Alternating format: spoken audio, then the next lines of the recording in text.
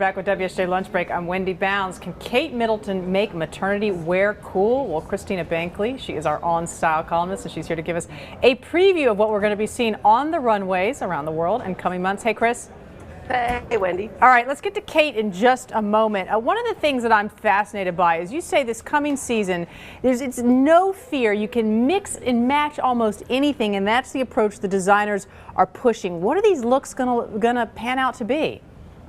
Well, you know, I'm reading the tea leaves here a little bit. New York Fashion Week starts on Thursday. There's going to be close to 300 designers showing collections. I've seen the sketches from about 15 or 16 collections. So, like I said, tea leaf reading here, but a lot of what I'm already seeing is a continuation of the past, which is take florals, mix them with stripes, take plaid, mix them with florals, do all the sort of mix and match crazy textures. There's really no rules anymore to what people can mix in clothing, and I think that's going to stick around for a while. It may even be permanent. And that's going to be a little tricky for some of the more fashion challenged of us trying to figure out and navigate that, I bet. But we'll look to you for that. Now, Kate Middleton, that's somebody else everybody's going to be looking to. You've been sensing that the designers are going to try and use her and the fact that she's pregnant as inspiration to try and make maternity wear kind of more cool.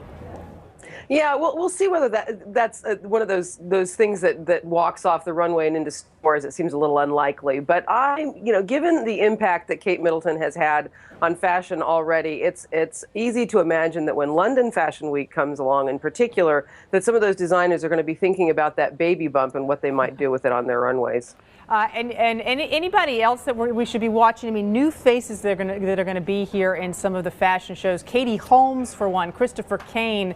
What are we going to be seeing? You know, Katie Holmes, we think of her as a movie star. She joined for the first time last season with her longtime stylist, Jean Yang, and launched a line called Holmes and Yang. They're going to be showing it during New York Fashion Week. It's very hush-hush. They're not going to do a big runway show. It's like a very small, intimate, by appointment only showing. I'll be there. I'll be curious to see what it is.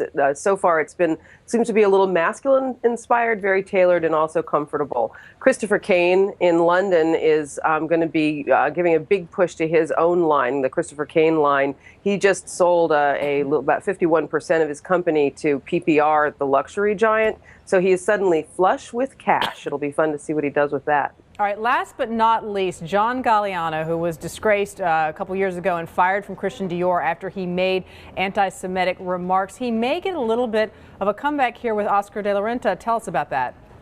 Yeah, that's one of the more interesting things going on this season. We haven't really heard much from John Galliano other than his trial in Paris a couple of years ago. He's gone dark. He went to rehab. He says that he's a remade man.